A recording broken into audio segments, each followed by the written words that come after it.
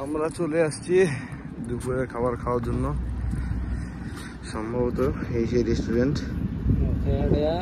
নাম কি রেস্টুরেন্টের? হাটমাট নষ্ট করে ফেলাও। নাম হলো কি জানিস? হ্যাঁ, চাঙ্গাপু কি নাম? চাঙ্গাপু কামাখ্যা। কামরূপ কামাখ্যা রেস্টুরেন্ট। আমরা কামরূপ কামাখ্যায় আসছি। কামরূপ কামাখ্যা রেস্টুরেন্ট। এখানে আমরা ভাত খাবো আজকে। এখানে সব তান্ত্রিকরা খাবার সার্ভ করে।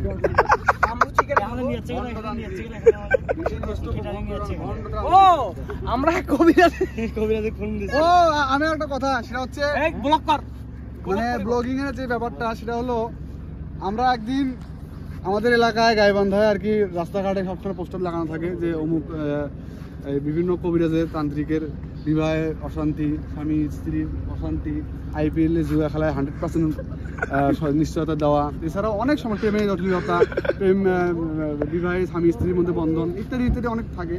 তো আমরা একদিন মজা করে আর কি ফোন দিলাম। ওনার বাসা হচ্ছে রাঙ্গামাটির নাম দেওয়া ছিল, রাঙ্গামাটির কবিরাজ নাম হচ্ছে লালচান কবিরাজ। তো আমরা মানে ফোন দিলাম, ইচ্ছে অনুসারে মজা করলাম। তো করার পরে তো উনি হয়তোবা আমাদের উপর একটা কোনো হয়তো বান মারছে, তা বুঝলাম না।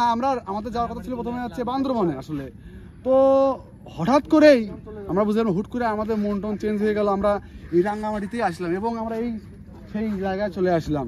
তো আমাদের কথা হচ্ছে, এটা কি সত্যি সত্যি কি কবিরাজকে আমাদেরকে তান্ত্রিক কি আমাদেরকে বশীকরণ বা বান মেরে কি এখানে নিয়ে আসলো, নাকি আমরা কিভাবে আসলাম আমরা বুঝতে পারলাম না আসলে। এই হলো আমাদের ঘটনা। আমাদের বান্দরবন ট্যুর ক্যান্সেল হয়ে গেল আমাদের বন্যার কারণে। বান্দরবন ট্যুর ক্যান্সেল হয়ে গেল। দেখেন একটা তান্ত্রিক তন্ত্র দিয়ে বন্যা এনে দিল। হ্যাঁ, কি করতে পারে তান্ত্রিক? তাহলে এই হিসাবে আমার মনে হয় আমার দেখা করতে হবে।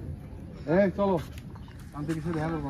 তো এই বুঝলেন আমার বন্ধু কি বললো, এটা জাস্ট একটা ফান ছিল আর কিছু না, আপনারা সিরিয়াসলি নিয়েন না আবার।